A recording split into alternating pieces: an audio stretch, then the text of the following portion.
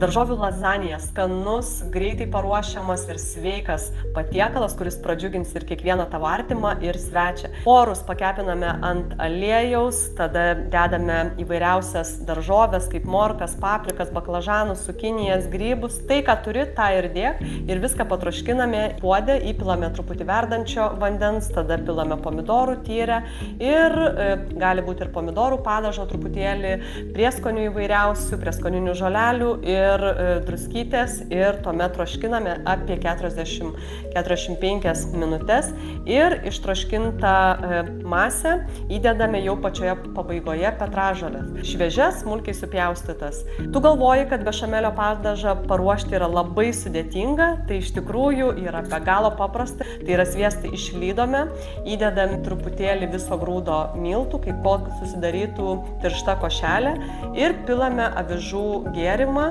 ir truputį pakaitiname tol, kol susidarys konsistencija tokia kaip grietinės. Sluoksniuojame lakštus, dedame lazanijos ant viršaus padažą, vėl lakštus, vėl padažą, vėl lakštus ir ant viršaus pilame bešamelio padažą, barstome sūrį ir šauname į orkaitę, kepame 40 minučių, apibarstome šviežiomis petražolėmis ir tiekiame skaniausią lazaniją. Jei patiko šitas receptas, spausk like ir komentaruose pažymėk gaminsiu.